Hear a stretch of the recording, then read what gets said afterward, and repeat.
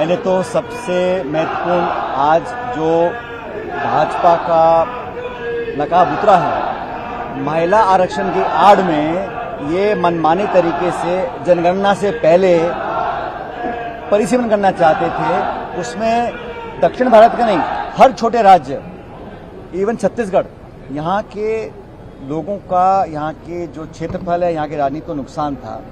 हमेशा पहले जनगणना होती है, कमीशन का निर्माण होता है और फिर परिसीमन होता है महिला आरक्षण के नाम पे। और सीधा सवाल ये है कि 2023 में जब पूरी संसद ने सर्वसम्मति से 33% महिला आरक्षण पास किया था, तो 3 साल तक सरकार ने नोटिफिकेशन क्यों नहीं किया? हम तो आज भी तैयार हैं। अगर आज वर्तमान लोकसभा में, वर्तमान विधानसभा में एक तिहाई आरक्षण भाजपा सरकार लेकर आती है, तो आज रात को समूचा विपक्ष उसको पास करने को तैयार है। लेकिन महिलाओं के नाम पर लोगों को भ्रमित कर परिसीमन को जनगणना से पहले करना चाहते हैं, क्योंकि जो वंचित वर्ग है, चाहे ट्राइबल है, एससी है, ओबीसी है, उनकी संख्या बढ़ेगी शायद और उनको सीटें ज्यादा देनी पड़ेंगी। इस दुर्भावना से इस प्रकार का पूरा ये गेम रचा गया। और मजाक की बात यह है कि पूरे देश में मोर्चा निकाल रहे हैं कि आप महिलाओं के विरोध में हैं। और इतिहास गवाह है, जब मनमोहन सिंह जी की सरकार में महिला आरक्षण बिल हम लेकर आए थे, मैं सरकार का हिस्सा था, राज्यसभा में भाजपा ने समर्थन किया, लेकिन रिकॉर्डिंग में लिखा है कि लोकसभा में बीजेपी ने विरोध किया था। तो आज अपनी राजनीति साधने के लिए प्रकार का पूरा षड्यंत्र कर रहे हैं और कांग्रेस पार्टी कार्यकर्ता समूचा विपक्ष को बेनकाब करेगा। जहां तक चुनावों की बात है, जैसा भूपेश जी ने कहा, हमें इंतजार करना चाहिए, लेकिन मैं ऐसा मानता हूं कि हमारा गठबंधन बहुत मजबूत है तमिलनाडु के अंदर और केरल के अंदर। असम में एक अच्छा चुनाव हम लोग लड़े हैं, उम्मीद करता हूं परिणाम हमारे पक्ष में आएंगे।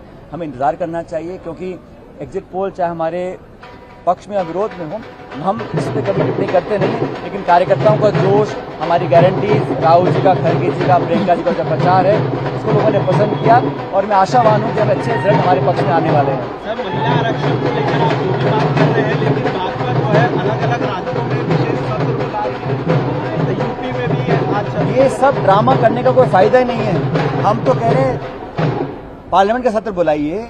वर्तमान संसद में 543 लोकसभा के सदस्य हैं, उनमें से 1/3 महिलाओं को दीजिए, हम सब समर्थन में हैं। और ये जो विधानसभा का सत्र बुलाया गया, शायद पहली बार इस प्रकार की निराधार बात को सरकार स्पेशल सत्र बुला के जनता का पैसा जाहिर कर रही है। बेहतर ये होता कि ये महिला आरक्षण के अगर पक्ष में होते तो कांग्रेस का इतिहास है, चाहे देश की पहली महिला राष्ट्रपति हो, देश की पहली महिला प्रधानमंत्री हो, देश की पहली महिला स्पीकर हो, ये सब कांग्रेस ने बनाया है। और ये जो परिकल्पना थी, पंचायत राज में महिलाओं का आरक्षण राजीव गांधी जी ने दिया था।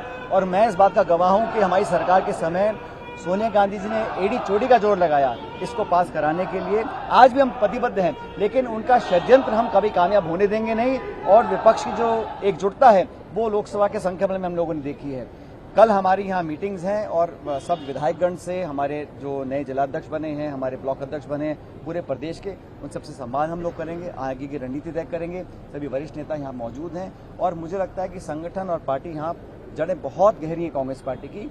अब सिर्फ 2.25 साल का समय बचा है और भाजपा सरकार की उल्टी गिनती चालू हो चुकी है। सर, पवन खेर आज सुप्रीम कोर्ट गए थे, वो कह भी रहे मुझे जलील करने की कोशिश ना करें करके। ये तो सब जानते हैं, इसको वकील साहब जानते हैं कि वहाँ असम में वहाँ की सरकार ने, जब मॉडल कोड ऑफ कंडक्ट चल रहा है, उस समय जो पुलिस प्रशासन है वो किसी सरकार का, निर्वाचन आयोग का है। तो निर्वाचन आयोग के कंट्रोल की पुलिस दिल्ली तक जा रही है, हैदराबाद तक जा रही है, एक किसी स्टेटमेंट पे, उसका खुलासा करना चाहिए था। मुख्यमंत्री जी सफाई देते, और जब आरोप आप लगाते हैं तब बड़ा अच्छा लगता है। कोई आप पे आरोप लगा दे तो आप तिलमिला जाते हैं।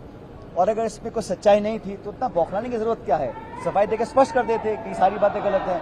ये सब समय बताएगा। न्यायपालिका को पूरा भरोसा है और कांग्रेस पार्टी ने जो दावे किए हैं वो पूरे तथ्यों के साथ किए हैं, उसका कोई जवाब भाजपा के पास नहीं है।